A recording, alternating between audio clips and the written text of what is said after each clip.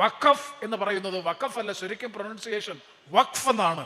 ആ വഖഫ് എന്ന് പറയുന്നത് it is A religious charity purpose. മതപരമായിട്ടുള്ള ജീവകാരുണ്യപരമായിട്ടുള്ള ആവശ്യത്തിന് വേണ്ടി വിനിയോഗിക്കപ്പെടുന്നതാണ്, ദൈവത്തിന് വേണ്ടി സമർപ്പിക്കുന്നതാണ്, ഡെഡിക്കേറ്റ് ചെയ്യുന്നതാണ് വഖഫ്. സർവചരാചരങ്ങളുടെയും സൃഷ്ടാവായ അള്ളാഹുവിനുമായി സമർപ്പിക്കുന്നതാണ് വഖഫ്. അതേതുമാകാം ആ property, whether it is A movable property or immovable property. പുതിയ നിയമത്തിൽ എന്താ പറയുന്നത്? ഇന്നലെ വരെ ആർക്ക് വേണമെങ്കിലും വഖഫ് ചെയ്യാമായിരുന്നു. എനിക്ക് വേണമെങ്കിൽ ഇവിടെ നമ്മുടെ ബഹുമാനപ്പെട്ട കടക്കൽ ഉസ്താദിന്റെ പള്ളിയിൽ അവിടെ ഏതെങ്കിലും ഒരു കാര്യത്തിന് വേണ്ടി ഏതെങ്കിലും തരത്തിലുള്ള സംഭാവന ചെയ്യാൻ, പ്രോപ്പർട്ടി മൂവബിളോ ഇമൂവബിളോ പ്രോപ്പർട്ടി ഡെഡിക്കേറ്റ് ചെയ്യാനുള്ള അവകാശം എനിക്കുണ്ട്. ഇപ്പൊ പുതിയ നിയമ ഭേദഗതിയിൽ പറഞ്ഞിരിക്കുന്നത് വഖഫ് ചെയ്യുന്ന ഒരാള് ഏറ്റവും കുറഞ്ഞത് 5 വർഷമെങ്കിലും, വഖഫ് ചെയ്യുന്നതിന് തൊട്ട് മുമ്പുള്ള 5 വർഷമെങ്കിലും ഇസ്ലാമിക ജീവിതചര്യ പിൻപറ്റുന്ന ഒരു മുസ്ലിമിന് മാത്രമേ വഖഫ് ചെയ്യാൻ പറ്റൂ. ഞാൻ പ്രതിനിധീകരിക്കുന്ന നാവായിക്കുളം ശ്രീ ശങ്കരനാരായണ സ്വാമി ക്ഷേത്രം ഞങ്ങളുടെ കുടുംബക്ഷേത്രമാണ്, പ്രശസ്തമായിട്ടുള്ള ക്ഷേത്രമാണ്.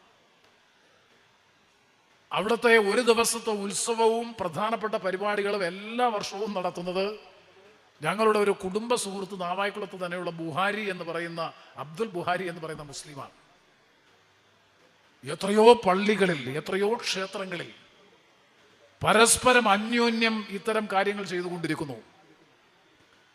അപ്പൊ റെസ്ട്രിക്ട് ചെയ്യാണ്, ഒരു പൗരന്റെ അവകാശം റെസ്ട്രിക്ട് ചെയ്യാണ് ഒരു നോൺ മുസ്ലിമിന്, ഒരു അമുസ്ലിമിന് വഖഫുമായി ബന്ധപ്പെട്ട് അല്ലെങ്കിൽ മുസ്ലിം ഈ സമുദായത്തിന്റെ ഡെഡിക്കേഷനുമായി ബന്ധപ്പെട്ട് ഒരു കാര്യവും ചെയ്യുവാനുള്ള അവകാശമില്ല. എന്ത് മതേതര സമീപനമാണിത്? ഞാൻ സൂചിപ്പിക്കുന്നത് ഒരു തരത്തിലുള്ള രാഷ്ട്രീയവും വിശദീകരിക്കാൻ വേണ്ടിയിട്ടല്ല. പക്ഷെ ഏറ്റവും ഒടുവിൽ നടന്ന പാർലമെന്റ് തെരഞ്ഞെടുപ്പ് ഫലം പരിശോധിച്ചാൽ, 18ാം ലോക്സഭാ തെരഞ്ഞെടുപ്പ് ഫലം പരിശോധിച്ചാൽ, മതേതര ജനാധിപത്യ രാഷ്ട്രമായ ഭാരതത്തെ മതവൽക്കരിക്കാനും രാജ്യത്തിൻ്റെ മതനിരപേക്ഷ ജനാധിപത്യ ബോധത്തെയും മൂല്യത്തെയും കടപുഴകിയെറിയാനും വേണ്ടി എല്ലാവിധമായ സംവിധാനങ്ങളോടും കൂടി കഴിഞ്ഞ തെരഞ്ഞെടുപ്പിൽ മത്സരിച്ച ഭരണകൂടത്തെ സംബന്ധിച്ചിടത്തോളം, അല്ലെങ്കിൽ ഗവൺമെന്റിനെ പ്രതിനിധീകരിക്കുന്ന പ്രസ്ഥാനത്തെ സംബന്ധിച്ചിടത്തോളം ജനങ്ങൾ നൽകിയ മറുപടി ഈ രാജ്യം മതേതര ജനാധിപത്യ രാജ്യം നൽകുന്ന ഏറ്റവും വലിയ സന്ദേശമാണ്. ഞാനതുകൊണ്ടാണ് പല യോഗങ്ങളിലും സംസാരിക്കുമ്പോൾ സൂചിപ്പിക്കാറുണ്ട്, ഇന്ത്യയുടെ മതനിരപേക്ഷത എന്ന് പറയുന്നത് 1950 ജനുവരി 26 രൂപപ്പെട്ട ഇന്ത്യൻ ഭരണഘടനയിലൂടെ നിങ്ങൾക്ക് ലഭിച്ചിട്ടുള്ള മതപരമായ സ്വാതന്ത്ര്യവും മതേതര അവകാശവുമല്ല. മറിച്ചത് ഭാരതത്തിൻ്റെ, ഇന്ത്യയുടെ സാംസ്കാരിക പൈതൃകത്തിന്റെ ഭാഗമാണ് ഇന്ത്യൻ മതനിരപേക്ഷത എന്നുള്ളത്, ഇന്ത്യൻ മതേതരത്വം എന്നുള്ളത്. അത് കേവലം ഭരണഘടനയിലൂടെ ഉറപ്പാക്കപ്പെട്ടു അല്ലെങ്കിൽ ദൃഢീകരിക്കപ്പെട്ടു എന്നുള്ളതാണ് വസ്തുത. ഇന്ത്യയുടെ ചരിത്രം പരിശോധിച്ചാൽ, ഭാരതത്തിന്റെ പഴയകാല ചരിത്രം, പൂർവ്വകാല ചരിത്രം പരിശോധിച്ചാൽ സഹസ്രാബ്ദങ്ങളുടെ പഴക്കമുണ്ട് ഇന്ത്യൻ മതനിരപേക്ഷതയ്ക്ക്, ഇന്ത്യയുടെ മതേതരത്വത്തിന്. അതാണ് ഭാരതത്തിന്റെ സംസ്കാരം, ഭാരതത്തിന്റെ ചരിത്രം. അതുകൊണ്ട് തന്നെയാണ് ബ്രിട്ടീഷ് ഇന്ത്യ ഗവൺമെന്റിന്റെ കാലഘട്ടത്തിൽ മതപരമായ വിഭാഗീയതയിലൂടെ ഇന്ത്യൻ സ്വാതന്ത്ര്യ സമരത്തെയും സ്വാതന്ത്ര്യ സമര പ്രക്ഷോഭത്തെയും ഒക്കെ ഭിന്നിപ്പിക്കാൻ വേണ്ടി നടത്തിയ പരിശ്രമങ്ങളെ ഇന്ത്യയിലെ ഹിന്ദുക്കളും മുസ്ലിങ്ങളും ഒരുമിച്ച് നിന്നുകൊണ്ട്, ചെറുത്തുനിന്ന് പ്രതിരോധിച്ചുകൊണ്ട് വൻപിച്ച പ്രക്ഷോഭങ്ങളിലൂടെ ബ്രിട്ടീഷ് ഇന്ത്യ ഗവൺമെന്റിനെ കെട്ടുകെട്ടിച്ച് രാജ്യം സ്വാതന്ത്ര്യം പ്രഖ്യാപിക്കപ്പെട്ട് കഴിഞ്ഞ ദിവസം 78ാമത് വാർഷികം നമ്മൾ ആഘോഷിക്കുമ്പോൾ ആ രാജ്യത്തിന്റെ സ്വാതന്ത്ര്യം, സ്വതന്ത്ര ഭാരതം ഇന്ത്യൻ ജനതയ്ക്ക് ഉറപ്പ് നൽകിയ ഏറ്റവും അടിസ്ഥാനപരമായ മൗലികമായിട്ടുള്ള അവകാശമാണ് മതനിരപേക്ഷതയിൽ അധിഷ്ഠിതമായ ജനാധിപത്യ ഭരണ സമ്പ്രദായം.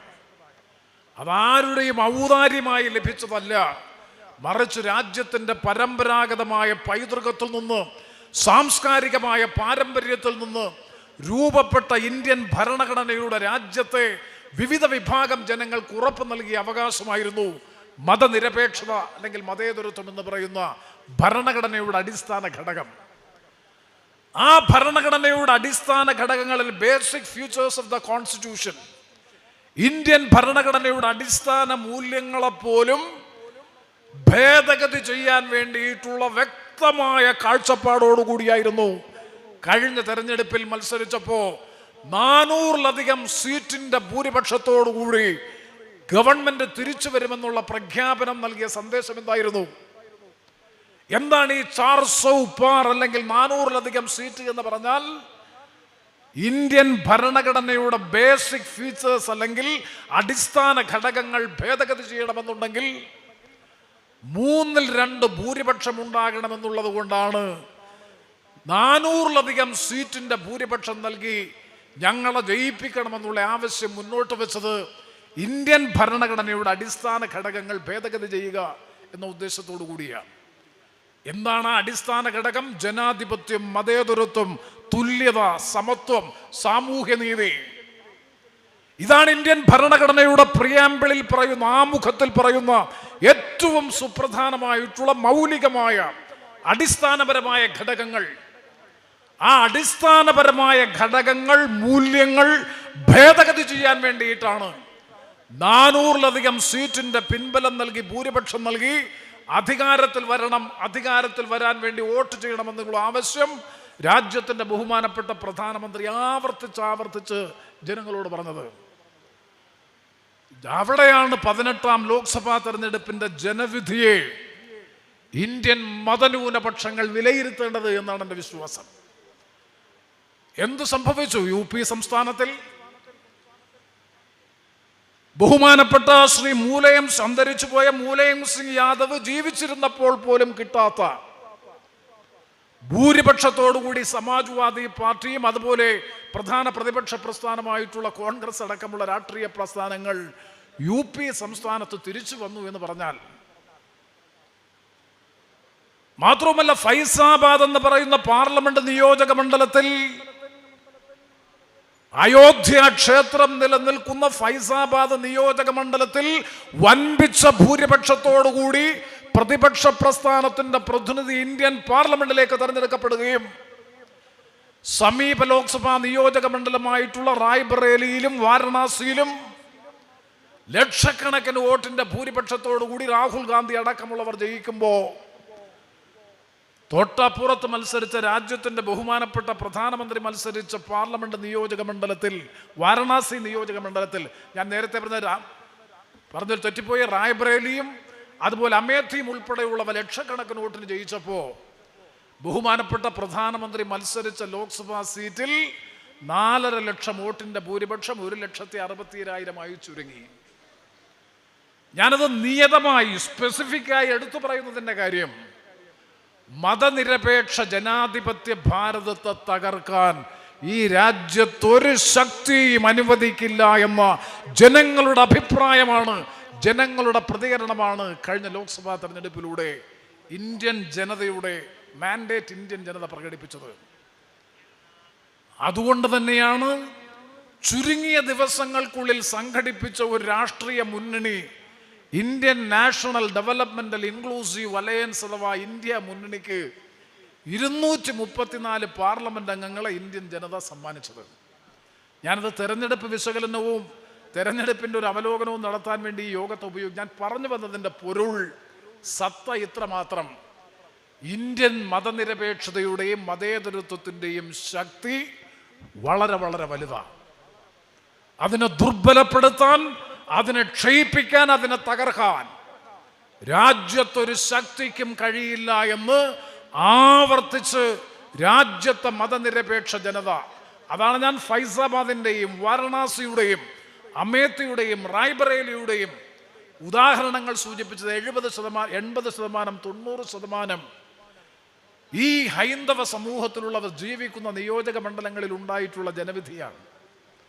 അപ്പം ആ മതനിരപേക്ഷതയിൽ അധിഷ്ഠിതമായിട്ടുള്ള ജനാധിപത്യ രാജ്യമായ നമ്മുടെ ഭാരതത്തെ, ഇന്ത്യയെ സംരക്ഷിക്കാൻ വേണ്ടിയിട്ടുള്ള പോരാട്ടത്തിൽ ഭരണഘടന ഉറപ്പു നൽകുന്ന അവകാശങ്ങൾ സംരക്ഷിക്കാൻ, ഭരണഘടനയിലെ 25 മുതൽ 28 വരെയുള്ള അനുച്ഛേദങ്ങൾ, ഇവിടെ ബഹുമാനപ്പെട്ട ഭരണഘടനാ വിദഗ്ധൻ കൂടിയായിട്ടുള്ള അഡ്വക്കേറ്റ്, എൻ്റെ സഹപാഠിയും സുഹൃത്തുമായിട്ടുള്ള അഡ്വക്കേറ്റ് അബ്ദുൽ കരീം ഉൾപ്പെടെയുള്ള ധാരാളം അഭിഭാഷകർ വേദിയിലും സദസ്സിലുമുണ്ട്.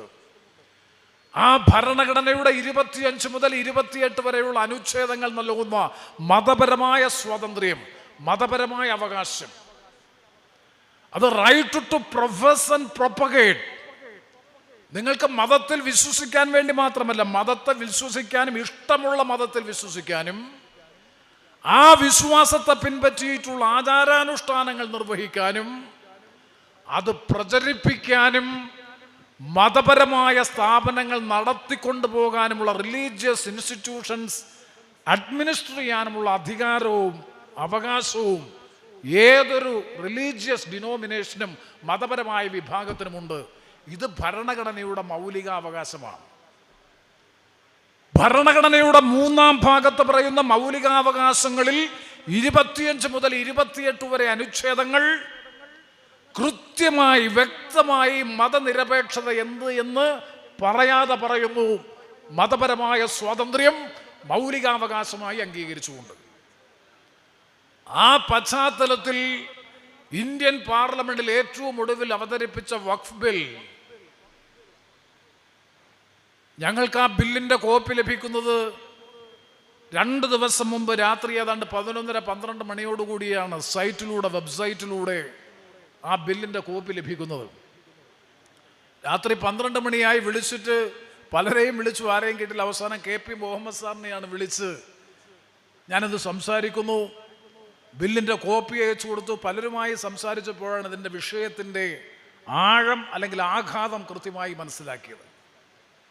ഞാനതിൻ്റെ മുഴുവൻ വിശദാംശങ്ങളിലേക്കും ഈ അവസരത്തിൽ പോകുന്നില്ല. ഒരു കാര്യം ഞാൻ ഉറപ്പിച്ചു പറയാൻ ആഗ്രഹിക്കുന്നു. വഖഫ് നിയമത്തെയും വഖഫ് ബോർഡിൻ്റെ അധികാരത്തെയും അവകാശത്തെയും പൂർണ്ണമായും ഇല്ലാതാക്കുക എന്ന ലക്ഷ്യത്തോടുകൂടി അവതരിപ്പിക്കപ്പെട്ടിട്ടുള്ള ബില്ലാണ് പാർലമെന്റിൽ അവതരിപ്പിച്ചിട്ടുള്ള വഖഫ് നിയമ ഭേദഗതി ബിൽ. ഗവൺമെന്റ് ലക്ഷ്യം വെക്കുന്നത്, ഗവൺമെന്റ് ഉദ്ദേശിക്കുന്നത് പൂർണ്ണമായും വഖഫ് ബോർഡിനെ അധികാരമില്ലാതാക്കി മാറ്റുക, ക്രമേണ ഈ സംവിധാനം തന്നെ ഇല്ലാതാക്കുക എന്ന കൃത്യമായ വ്യക്തമായ രാഷ്ട്രീയ ലക്ഷ്യത്തോടു കൂടി തന്നെയാണ് ഈ ബിൽ പാർലമെന്റിൽ അവതരിപ്പിച്ചിട്ടുള്ളത്. പിന്നെ അതിനൊരു രാഷ്ട്രീയ വശം കൂടിയുണ്ട്. ആ രാഷ്ട്രീയ വശം എന്ത് എന്ന് ചോദിച്ചാൽ ഇപ്പൊ എന്താ ഇതിന്റെ പ്രസക്തി?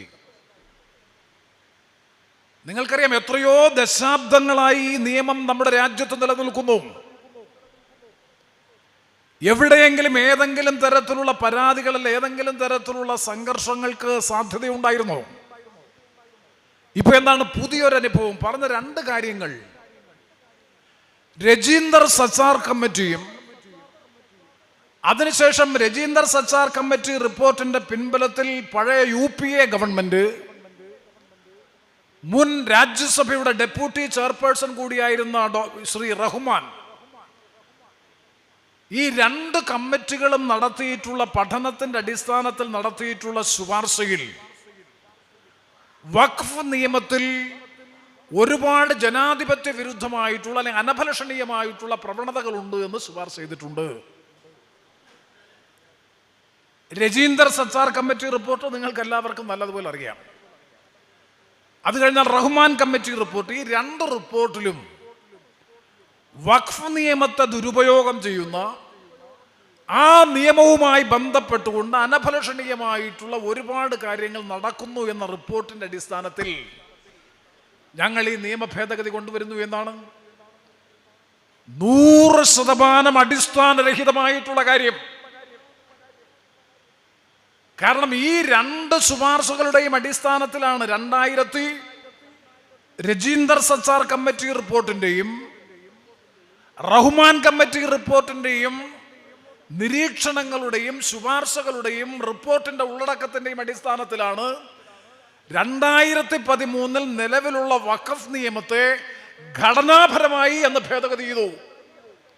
വിശദമായി ഇന്ത്യൻ പാർലമെന്റ് ചർച്ച ചെയ്തിട്ടാണ് 2013 സമഗ്രമായ പരിഷ്കാരത്തിന് വിധേയമാക്കി. ആ ബില്ലിന്റെ statement of reasons and objects നോക്കിയാലും കൃത്യമായി മനസ്സിലാക്കാൻ കഴിയും. ഈ രണ്ട് റിപ്പോർട്ടുകളുടെയും പശ്ചാത്തലത്തിലാണ് 2013 പരിഷ്കരിച്ച വഖഫ് നിയമ ഭേദഗതി വന്നത്, രാജ്യത്ത് നിലവിൽ വന്നത്. അപ്പൊ പിന്നെ ഗവൺമെന്റ് പറയുന്നതിന്റെ യുക്തി എന്താണ്? പറയുന്നതാണ് 2013 ഭേദഗതി വരുത്തിയതിന് ശേഷവും കഴിഞ്ഞ 10 വർഷക്കാലമായി ആശാവഹമായ പുരോഗതി ഒന്നും കാണുന്നില്ല എന്നുള്ളത് കൊണ്ട് ഈ നിയമം വീണ്ടും ഭേദഗതി ചെയ്യുന്നു എന്നാണ്. വളരെ ലളിതമായി പറഞ്ഞാൽ, വരാനിരിക്കുന്ന മഹാരാഷ്ട്ര സംസ്ഥാന നിയമസഭാ തെരഞ്ഞെടുപ്പ്, ഹരിയാന ഉൾപ്പെടെയുള്ള 3 നിയമസഭാ തെരഞ്ഞെടുപ്പുകളിൽ, പ്രത്യേകിച്ചും മഹാരാഷ്ട്ര, നിങ്ങൾക്ക് എല്ലാവർക്കും അറിയാം, മഹാരാഷ്ട്രയിലെ രാഷ്ട്രീയ സഖ്യം എന്ന് പറയുന്നത് ഇന്ന് കോൺഗ്രസും ഇത്തരം നയങ്ങളെയും നിലപാടുകളെയും ഒക്കെ ഇന്നലകളിൽ അതിനിശ്ചിതമായി വിമർശിച്ചിരുന്ന ശിവസേനയും അതുപോലെ തന്നെയുള്ള ശ്രീ ശരത് പവാറിന്റെ നേതൃത്വത്തിലുള്ള NCPയും ഉൾപ്പെടെയുള്ള ഒരു രാഷ്ട്രീയ മുന്നണി, ഒരു സംശയവും വേണ്ട, വർദ്ധിത ഭൂരിപക്ഷത്തോടുകൂടി തിരിച്ചധികാരത്തിൽ വരും എന്നുള്ളത് എല്ലാ ഇലക്ഷൻ സ്ട്രാറ്റജിസ്റ്റും ഇതിനകം തന്നെ വിലയിരുത്തി കഴിഞ്ഞു. അപ്പൊ എന്താണ് ലക്ഷ്യമെന്ന് ചോദിച്ചാൽ, ആ ഐക്യത്തിൽ ഭിന്നിപ്പുണ്ടാക്കുക, മതപരമായ വിഭാഗീയതയിലൂടെ രാഷ്ട്രീയമായ നേട്ടം കൊയ്യുക. അല്ലെങ്കിൽ പിന്നെ ഈ കഴിഞ്ഞ 10 വർഷം ഗവൺമെന്റിന് തോന്നാതിരുന്നത്, ഇപ്പോൾ ഇത്തരത്തിലൊരു നിയമവുമായി BAC ബിസിനസ് അഡ്വൈസറി കമ്മിറ്റിയാണ് ഏതേത് ബില്ലുകൾ ചർച്ച ചെയ്യണമെന്ന് തീരുമാനിക്കുന്നത്, ആലോചിക്കുന്നത്. സഭ ചേരുന്നതിന്റെ തലേ ദിവസം ബഹുമാനപ്പെട്ട പാർലമെന്ററി കാര്യമന്ത്രി യോഗം വിളിച്ചു ചേർത്ത് ഈ സെഷനിൽ വരാൻ പോകുന്ന ബില്ലുകളുടെ ലിസ്റ്റ് തരും അംഗങ്ങളുടെ അറിവിലേക്ക് വേണ്ടി കക്ഷി നേതാക്കളുടെ യോഗത്തിൽ. അങ്ങനെ സമർപ്പിച്ച ലിസ്റ്റിൽ ഈ ബില്ലില്ല. പെട്ടെന്നൊരു രാത്രിയിൽ ഈ ബില്ല് സർക്കുലേറ്റ് ചെയ്ത് എത്രയും പെട്ടെന്ന് പാസ്സാക്കി എടുക്കാൻ വേണ്ടി ഗവൺമെന്റ് കാണിച്ച വ്യഗ്രതയിൽ തന്നെ ഒരു കാര്യം കൃത്യമാണ്, വ്യക്തമാണ്: ഈ നിയമം സതുദ്ദേശപരമല്ല, രാഷ്ട്രീയ ദുരുദ്ദേശത്തോടു കൂടിയാണ് ഈ ബിൽ അവതരിപ്പിച്ചിട്ടുള്ളത് എന്ന കാര്യത്തിൽ ഒരു സംശയവും വേണ്ട. ഒരു നിയമത്തിന്റെ ഏറ്റവും ഇവിടെ നിയമജ്ഞരായിട്ടുള്ളവർക്കൊക്കെ അറിയാം, ഒരു നിയമത്തിന്റെ അടിസ്ഥാനം എന്ന് പറയുന്നത് അതിന്റെ ആവശ്യകതയാണ്, അതിന്റെ ഇന്റന്റാണ്. ഞാൻ പാർലമെന്റിൽ പ്രസംഗിച്ചപ്പോഴും അതാ ഇന്റന്റ് ഓഫ് ദ ലെജിസ്ലേഷൻ. ഒരു നിയമനിർമ്മാണത്തിന്റെ ഉദ്ദേശം എന്ത്? ഒരു നിയമനിർമ്മാണം കൊണ്ട് ലക്ഷ്യം വെക്കുന്നത് എന്ത്? ആ ലക്ഷ്യം ബോണഫൈഡി അല്ലെങ്കിൽ സതുദ്ദേശപരമല്ലെങ്കിൽ മാലഫൈഡി ആണെങ്കിൽ ആ നിയമം നിലനിൽക്കത്തക്കതല്ല. ഇവിടെ basic intention of the bill അല്ലെങ്കിൽ നിയമനിർമ്മാണത്തിന്റെ ഉദ്ദേശം തന്നെ സതുദ്ദേശപരമല്ലെങ്കിൽ പിന്നെ ബില്ലിന്റെ ഉള്ളടക്കത്തെ സംബന്ധിച്ച് ചർച്ച ചെയ്തിട്ട് കാര്യമുണ്ടോ? 1. 2, ബില്ലിന്റെ ഉള്ളടക്കം. ഞാൻ എൻ്റെ പ്രസംഗം അവസാനിപ്പിച്ചപ്പോൾ പറഞ്ഞു, ഞാൻ ആവർത്തിച്ച് പറയുന്നു, നീതിയുക്തമായി സമ്മർദ്ദങ്ങൾക്ക് വഴങ്ങാതെ നീതിബോധത്തോടു കൂടിയിട്ടുള്ള ഒരു ജുഡീഷ്യറിയുടെ മുമ്പിലാണ് ഈ ബില്ല് വരുന്നത് എന്നുണ്ടെങ്കിൽ ഒരു സംശയവും വേണ്ട, ഈ ബിൽ ഭരണഘടനാ വിരുദ്ധമാണ് എന്ന് ബന്ധപ്പെട്ട ജുഡീഷ്യറി പ്രഖ്യാപിക്കും. ഭരണഘടനയുടെ നഗ്നമായ ലംഘനമാണ് ഈ ബില്ലിന്റെ ഉള്ളടക്കം പരിശോധിച്ചാൽ. അത് പറഞ്ഞതിലായിരുന്നു അവർക്ക് ഏറ്റവും വലിയ പ്രതിഷേധം, പ്രക്ഷോഭം ഉണ്ടായത്. കാരണം it is ultra vires the constitution. ഭരണഘടനയെ അതിലംഘിക്കുന്നതാണ്. ഭരണഘടനയുടെ മൗലികമായ തത്വമാണ് ഞാൻ ഭരണഘടനയുടെ 25 മുതൽ 28 വരെയുള്ള അനുച്ഛേദം: right to profess and propagate any religion, right to administer any religious institution. വഖഫ് എന്ന് പറയുന്നത് വഖഫ് അല്ല, ശരിക്കും പ്രൊനൗൺസിയേഷൻ വഖഫ് എന്നാണ്. ആ വഖഫ് എന്ന് പറയുന്നത് it is A religious charity purpose. മതപരമായിട്ടുള്ള ജീവകാരുണ്യപരമായിട്ടുള്ള ആവശ്യത്തിന് വേണ്ടി വിനിയോഗിക്കപ്പെടുന്നതാണ്, ദൈവത്തിന് വേണ്ടി സമർപ്പിക്കുന്നതാണ്, ഡെഡിക്കേറ്റ് ചെയ്യുന്നതാണ് വഖഫ്. സർവചരാചരങ്ങളുടെയും സൃഷ്ടാവായ അള്ളാഹുവിനുമായി ഈ സമർപ്പിക്കുന്നതാണ് വഖഫ്. അതേതുമാകാം ആ property, whether it is A movable property or immovable property. പുതിയ നിയമത്തിൽ എന്താ പറയുന്നത്? ഇന്നലെ വരെ ആർക്ക് വേണമെങ്കിലും വഖഫ് ചെയ്യാമായിരുന്നു. എനിക്ക് വേണമെങ്കിൽ ഇവിടെ നമ്മുടെ ബഹുമാനപ്പെട്ട കടയ്ക്കൽ ഉസ്താദിൻ്റെ പള്ളിയിൽ അവിടെ ഏതെങ്കിലും ഒരു കാര്യത്തിന് വേണ്ടി ഏതെങ്കിലും തരത്തിലുള്ള സംഭാവന ചെയ്യാൻ പ്രോപ്പർട്ടി മൂവബിളോ ഇമ്മൂവബിളോ പ്രോപ്പർട്ടി ഡെഡിക്കേറ്റ് ചെയ്യാനുള്ള അവകാശം എനിക്കുണ്ട്. ഇപ്പൊ പുതിയ നിയമ ഭേദഗതിയിൽ പറഞ്ഞിരിക്കുന്നത് വഖഫ് ചെയ്യുന്ന ഒരാള് ഏറ്റവും കുറഞ്ഞത് 5 വർഷമെങ്കിലും, വഖഫ് ചെയ്യുന്നതിന് തൊട്ട് മുമ്പുള്ള 5 വർഷമെങ്കിലും ഇസ്ലാമിക ജീവിതചര്യ പിൻപറ്റുന്ന ഒരു മുസ്ലിമിന് മാത്രമേ വഖഫ് ചെയ്യാൻ പറ്റൂ. ഞാൻ പ്രതിനിധീകരിക്കുന്ന നാവായിക്കുളം ശ്രീ ശങ്കരനാരായണ സ്വാമി ക്ഷേത്രം ഞങ്ങളുടെ കുടുംബക്ഷേത്രമാണ്, പ്രശസ്തമായിട്ടുള്ള ക്ഷേത്രമാണ്. അവിടുത്തെ ഒരു ദിവസത്തെ ഉത്സവവും പ്രധാനപ്പെട്ട പരിപാടികളും എല്ലാ വർഷവും നടത്തുന്നത് ഞങ്ങളുടെ ഒരു കുടുംബ സുഹൃത്ത് നാവായിക്കുളത്ത് തന്നെയുള്ള ബുഹാരി എന്ന് പറയുന്ന അബ്ദുൽ ബുഹാരി എന്ന് പറയുന്ന മുസ്ലിമാണ്. എത്രയോ പള്ളികളിൽ, എത്രയോ ക്ഷേത്രങ്ങളിൽ പരസ്പരം അന്യോന്യം ഇത്തരം കാര്യങ്ങൾ ചെയ്തുകൊണ്ടിരിക്കുന്നു. അപ്പൊ റെസ്ട്രിക്റ്റ് ചെയ്യാണ്, ഒരു പൗരന്റെ അവകാശം റെസ്ട്രിക്റ്റ് ചെയ്യാണ്. ഒരു നോൺ മുസ്ലിമിന്, ഒരു അമുസ്ലിമിന് വഖഫുമായി ബന്ധപ്പെട്ട് അല്ലെങ്കിൽ മുസ്ലിം ഈ സമുദായത്തിന്റെ ഡെഡിക്കേഷനുമായി ബന്ധപ്പെട്ട് ഒരു കാര്യവും ചെയ്യുവാനുള്ള അവകാശമില്ല. എന്ത് മതേതര സമീപനമാണിത്? ഇനി അതിന്റെ ഏറ്റവും വലിയ കോൺട്രഡിക്ഷൻ, ഏറ്റവും വലിയ വൈരുദ്ധ്യം അടുത്ത ഭാഗത്ത് പറയുന്നത് ഇതിനെ അഡ്മിനിസ്റ്റർ ചെയ്യുന്നതാണ്. വഖഫ് പ്രോപ്പർട്ടി അഡ്മിനിസ്റ്റർ ചെയ്യുന്നത്, അതിന്റെ ഭരണനിർവഹണം നടത്തുന്നതാണ് വഖഫ് ബോർഡ്, അതിനുശേഷം ട്രൈബ്യൂണൽ. ആ വഖഫ് ബോർഡിന്റെ രൂപീകരണത്തിലും അതിന്റെ കൗൺസിൽ, 2 എണ്ണം, ദേശീയ തലത്തിൽ കൗൺസിലും വഖഫ് കൗൺസിലും സംസ്ഥാന തലത്തിൽ ബോർഡും. ആ ബോർഡിൽ അല്ലെങ്കിൽ അഡ്മിനിസ്ട്രേഷന്റെ കാര്യത്തിൽ, ഭരണനിർവഹണത്തിന്റെ ബോർഡിന്റെ കാര്യത്തിൽ തിരഞ്ഞെടുക്കപ്പെടുന്ന ബോർഡ് അംഗങ്ങളിൽ 2 പേരിൽ കുറയാത്ത അംഗങ്ങൾ നോൺ മുസ്ലിംസ് ആയിരിക്കണം, അമുസ്ലിങ്ങളായിരിക്കണം. നിങ്ങളൊന്ന് ആലോചിച്ച് നോക്കി. ഡെഡിക്കേറ്റ് ചെയ്യുന്ന, സംഭാവന ചെയ്യുന്ന, വഖഫ് ചെയ്യുന്നവർ നോൺ മുസ്ലിംസ് ആകാൻ പാടില്ല. ഈ പ്രോപ്പർട്ടിക്ക് വേണ്ടി അല്ലെങ്കിൽ ഈ വഖഫ് പ്രോപ്പർട്ടി നൽകുന്നവർ ഒരു കാരണവശാൽ മുസ്ലിങ്ങൾ മാത്രമേ പാടുള്ളൂ, അമുസ്ലിങ്ങളാകാൻ പാടില്ല. പക്ഷേ ആ വഖഫ് പ്രോപ്പർട്ടി അഡ്മിനിസ്റ്റർ ചെയ്യുന്നതിൽ നിർബന്ധമായും 2-ൽ കുറയാത്ത മുസ്ലിം കമ്മ്യൂണിറ്റിയിൽപ്പെട്ടവർ, നോൺ മുസ്ലിം, അമുസ്ലിങ്ങൾ ഉണ്ടായിരിക്കണം. 3 പാർലമെന്റ് അംഗങ്ങൾ ഉണ്ടായിരിക്കണം. അവരേത് കമ്മ്യൂണിറ്റി എന്ന് പറയുന്നില്ല. സ്വാഭാവികമായും ഇന്നത്തെ സാഹചര്യത്തിൽ BJP ഗവൺമെന്റ് നോമിനേറ്റ് ചെയ്യുന്നത് ആരായിരിക്കുമെന്ന് ഞാൻ പറയാതെ നിങ്ങൾക്കറിയാം. ഞാൻ ചോദിക്കട്ടെ, ഇതെന്തൊരു വൈരുദ്ധ്യമാണ്, എന്തൊരു കോൺട്രഡിക്ഷനാണ്. ഇത് മതപരമായ ഒരു അവകാശം സംരക്ഷിക്കുന്നതിന്, അതാണ് ഞാൻ നേരത്തെ ഒരു റിലീജിയസ് ഇൻസ്റ്റിറ്റ്യൂഷനാണ്. ആ റിലീജിയസ് ഇൻസ്റ്റിറ്റ്യൂഷനെ അഡ്മിനിസ്റ്റർ ചെയ്യാൻ റിലീജിയസ് ഡിനോമിനേഷൻസിന്, മതപരമായിട്ടുള്ള വിഭാഗങ്ങൾക്ക് മൗലികമായ അവകാശമുണ്ട് എന്ന് പറയുന്ന ഭരണഘടന നിലനിൽക്കുന്ന രാജ്യത്താണ് ഇതുമായി ബന്ധപ്പെട്ട് ഇത്തരത്തിലുള്ള ഏറ്റവും പരസ്പര വിരുദ്ധമായിട്ടുള്ള വകുപ്പുകൾ ചേർത്തുകൊണ്ടുള്ള ഈ പുതിയ നിയമ ഭേദഗതി വന്നിട്ടുള്ളത്. ഞാൻ എല്ലാ കാര്യങ്ങളിലേക്കും പോകുന്നില്ല. അതുപോലെ തന്നെ ഓരോ വകുപ്പുകളും പരിശോധിച്ചാൽ ഇന്ന് വഖഫ് ബോർഡ് ചെയ്തുകൊണ്ടിരിക്കുന്ന എല്ലാ പ്രവർത്തനങ്ങളും ഗവൺമെന്റിലേക്ക് ട്രാൻസ്ഫർ ചെയ്യുകയാണ്, ഷിഫ്റ്റ് ചെയ്യുകയാണ്. ചുരുക്കി പറഞ്ഞാൽ വഖഫ് ബോർഡ് എന്ന് പറയുന്നത് പൂർണ്ണമായും ഡിസംപവർ ചെയ്യുന്ന, അധികാരമില്ലാത്ത അവസ്ഥയാക്കി മാറ്റുന്ന ഒരു നിയമനിർമ്മാണമാണ് ഇപ്പോൾ വന്നിട്ടുള്ള പുതിയ ഭേദഗതി. ഫലത്തിലില്ല എന്ന് തന്നെ വേണമെങ്കിൽ കരുതാം. ഒരു നോമിനേറ്റഡ് ബോഡി ആയിട്ടിരിക്കും, കാര്യങ്ങൾ തീരുമാനിക്കുന്നത് മുഴുവൻ കളക്ടറായിരിക്കും, അതിന്മേൽ എന്തെങ്കിലും ഡിസിഷൻ എടുക്കുന്നത് ഗവൺമെന്റ് ആയിരിക്കും.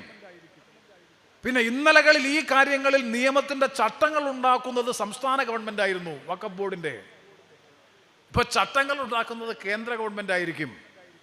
റെഗുലേഷൻസ് ഉണ്ടാക്കുന്നത് വഖഫ് ബോർഡായിരുന്നു നേരത്തെ. ഇനി ഇതുമായി ബന്ധപ്പെട്ട കാര്യങ്ങൾ തീരുമാനിച്ച് നിർദ്ദേശങ്ങൾ സമർപ്പിക്കുന്ന, റെഗുലേഷൻ സമർപ്പിക്കുന്നത് വഖഫ് ബോർഡിന് അവകാശമില്ല, അത് സ്റ്റേറ്റ് ഗവൺമെന്റ് ആയിരിക്കും. അപ്പൊ ചുരുക്കി പറഞ്ഞാൽ ഒരു പ്രോപ്പർട്ടി വഖഫാണോ അല്ലയോ എന്ന് തീരുമാനിക്കാനും തർക്കങ്ങളിൽ ഇടപെടാനുമുള്ള വഖഫ് ബോർഡിന്റെ അവകാശത്തെ പൂർണ്ണമായും നിരാകരിക്കുന്ന, വഖഫ് ബോർഡിനെ അധികാരരഹിതമാക്കുന്ന ഒരു സമിതിയാണ്, ഒരു നിയമ ഭേദഗതിയാണ് ഇപ്പോൾ കൊണ്ടുവന്നിട്ടുള്ളത്. ഇനി ഞങ്ങൾ ചോദിച്ചു, പാർലമെന്റിൽ ചോദിച്ചു, സർവകക്ഷി യോഗത്തിൽ ഞങ്ങൾ ചോദിച്ചു, അതിനുശേഷം കൂടിയ യോഗത്തിൽ ഞങ്ങൾ ചോദിച്ചു, ഇതിന്റെ ബന്ധപ്പെട്ടവരുമായി ചർച്ച ചെയ്തിട്ടുണ്ടോ? ഞാൻ മനസ്സിലാക്കുന്നത് ശരിയെങ്കിൽ ഏതാണ്ട് 30ഓളം വഖഫ് ബോർഡുകൾ ഇന്ത്യ രാജ്യത്തുണ്ട്. ആരുമായിട്ടെങ്കിലും ഈ നിയമ ഭേദഗതി ചർച്ച ചെയ്തിട്ടുണ്ടോ? ഇതുമായി ബന്ധപ്പെട്ട ഏതെങ്കിലും സംഘടനകളുമായി ചർച്ച ചെയ്തിട്ടുണ്ടോ? ഒരു മതപരമായ വിഷയമാണല്ലോ, വിശ്വാസത്തിന്റെ വിഷയമാണല്ലോ. അപ്പൊ ആരുമായും ചർച്ച ചെയ്യാതെ, ഒരു കൂടിയാലോചനയും കൂടാതെ ഏകപക്ഷീയമായി പാർലമെന്റ് സമ്മേളനം വിളിച്ചു ചേർക്കുമ്പോൾ പോലും ഈ സെഷനിൽ അവതരിപ്പിക്കുന്ന ബില്ലുകളുടെ പട്ടികയിൽ, ലിസ്റ്റിൽ ഉൾപ്പെടാതെ വളരെ പെട്ടെന്ന് തിടുക്കത്തിൽ ഇത്തരത്തിലൊരു നിയമനിർമ്മാണവുമായി ബന്ധപ്പെട്ട് മുന്നോട്ട് വരുന്നതിന് പിന്നിൽ സതുദ്ദേശപരമായ താല്പര്യമല്ല, ദുരുദ്ദേശപരമായിട്ടുള്ള രാഷ്ട്രീയ താല്പര്യമാണ് എന്ന കാര്യത്തിൽ ഒരു സംശയവും വേണ്ട. ഞാൻ അഭിമാനബോധത്തോടു കൂടി പറയുന്നു, സമയോചിതമായിട്ടുള്ള പ്രതിപക്ഷത്തിന്റെ ഇടപെടൽ, അതിൻ്റെ പിന്നിലെ ട്രാപ്പെല്ലാം ഞങ്ങൾക്ക് മനസ്സിലായി. സാധാരണഗതിയിൽ ഒരു ബില്ലിന്റെ അവതരണത്തെ എതിർത്ത് കഴിഞ്ഞാൽ എതിർക്കുന്നയാളിന് സംസാരിക്കാൻ കുറച്ചു സമയമേ കൊടുക്കൂ. 1 മിനിറ്റ് 2 മിനിറ്റ് കൊടുക്കൂ, വിശദമായ ചർച്ച അനുവദിക്കില്ല. ഇവിടെ ഗവൺമെന്റ് വിശദമായ ചർച്ച അനുവദിച്ചു. എന്തിനാന്ന് മനസ്സിലായില്ലേ? അതിന് വേറൊരു രാഷ്ട്രീയമുണ്ട്, വേറൊരു അതറിയാതെയല്ല ഞങ്ങളാരും ചർച്ചയിൽ പങ്കെടുത്തത്. 2.5 മണിക്കൂർ ചർച്ച ചെയ്തു. അതാണ് ഞാൻ നേരത്തെ പറഞ്ഞത്, ഒരു ഡിവിഷൻ ബോധപൂർവമായി ഉണ്ടാക്കുക.